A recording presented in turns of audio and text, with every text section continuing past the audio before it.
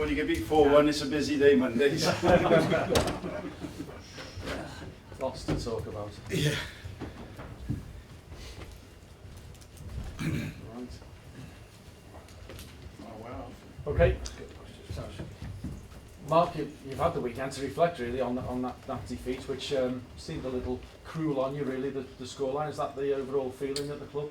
I think so. We've watched the game a number of times since the weekend, as you tend to do in these situations, and yeah, I think obviously we were poor defending from the set plays. We've again talked with the players about this morning, but you know, after that, if you like, after the second goal went in, I thought we relatively held our own.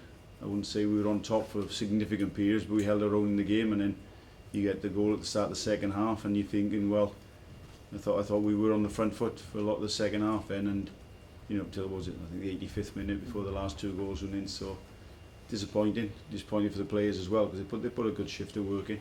And again, that's been confirmed by all the stats we got back this morning. But you know, ultimately we got caught cold in the last, chasing the game in the last 5 minutes, which really sort of killed the tie. Have you had to reflect on these penalty incidents, and is it now a major discussion point for you and Mark and the players as to how you're going to approach incidents in the penalty area, set pieces, etc.? Yeah, well it is, and it was quite, you know, I think quite ironic actually. I think Pep Guardiola said after the game that, you know, with I think Man City tend to go, you know, looking at the zonal marking system, that you know, and it caught them out in terms of the second penalty incident. But I think for all clubs out there, if it's the way it's going to go from now on, I think every club will be.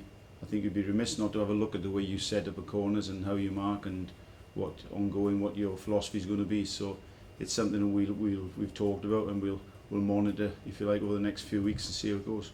Well, your hope, I presume, will be that it's here to stay, because this sort of thing seems to happen at the start of every season. So is it consistency now that you're imploring and wanting? Yeah. I mean, my memory's not great, but we had a situation when we were at Blackburn all those years ago.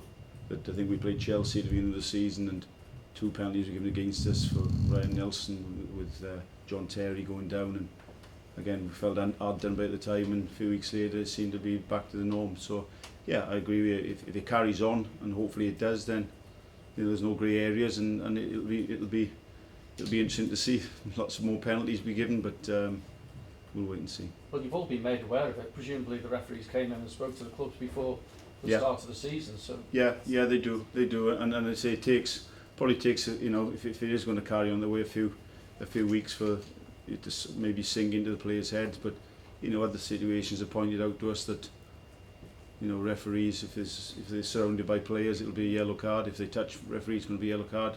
I've seen a lot of them things happening and haven't been addressed. So. Well, Peter Crouch has been quoted as saying defending is in danger of becoming a farce. He'd rather have it as it used to be. So. Well, yeah. I mean, speaking as an ex-defender, if you like, there, yeah. I think it is a strange situation that the art of defending is whether it's going out of the game or whether it's got to be renegotiated, let's say. But yeah, it is. Players are protected a lot more than they used to be, and as I say, if it makes some more goals and more chances and probably make for more penalties anyway, then it's going to be an interesting season. Do you think it might have helped that it was a high-profile game, a centrepiece of television coverage, etc.? I don't know. Listen, I have to say, in terms of, you know, we could have had a second penalty incident, but you know, I was sitting here looking at Mike Dean's performance, and I thought it was fine. You know, he did his directives, and he took him to the letter of the law, which is not a problem with that at all.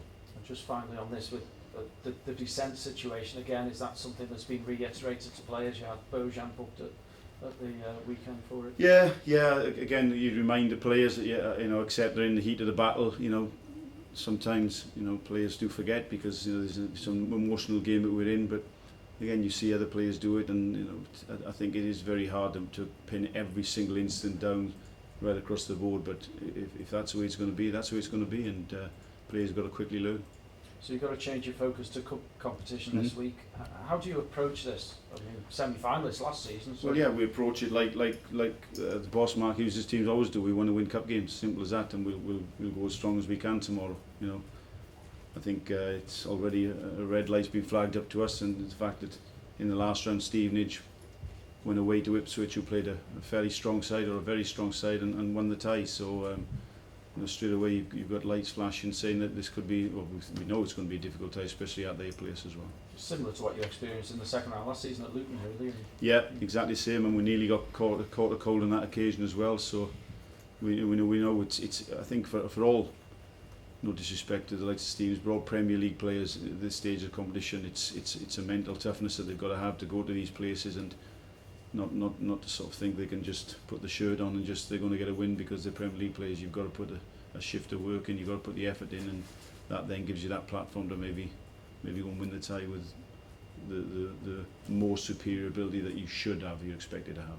But it's fair to say I suppose you've got to look at the whole squad and give them game time as well. Well, we're a bit thin in the moment anyway. Obviously, one or two injuries as well, so we haven't got a lot of options. So certainly the full squad that was considered for last Saturday's game will be travelling to Stevenage.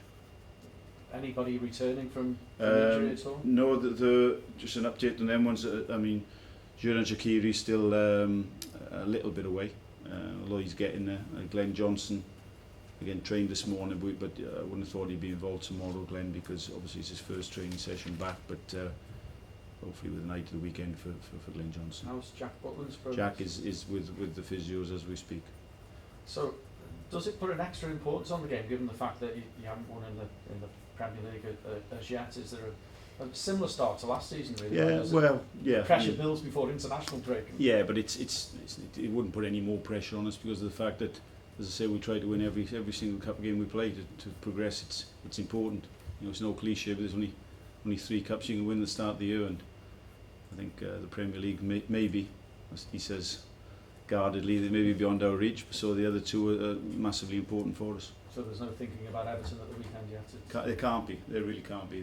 You've got plenty of time to recover. We're playing on Tuesday, so got enough days to recover. So it's all guns blazing, hopefully. And the transfer window is still open. You're still looking to add to the squad. Lots of rumours about Phil Jones coming in on loan from Manchester United. Yeah, I'm not sure about the individual things, but certainly we're very hopeful of getting players in to strengthen the squad. Is that an area you'd look at defensively? Well, it's got to be, just for the simple fact that Mark Wilson's moved on to pastures new, so we won less in that area anyway. So I would have thought it's got to be the same as you're always looking to strengthen the squad and the team as well. So best of luck tomorrow. Cheers. Thank you. Next door, do radios. All right, boys. Yeah. Thank you very much. Thank you. Cheers. Thanks very much. Hilly, Martin, you might as well come through as well. Yeah. Okay.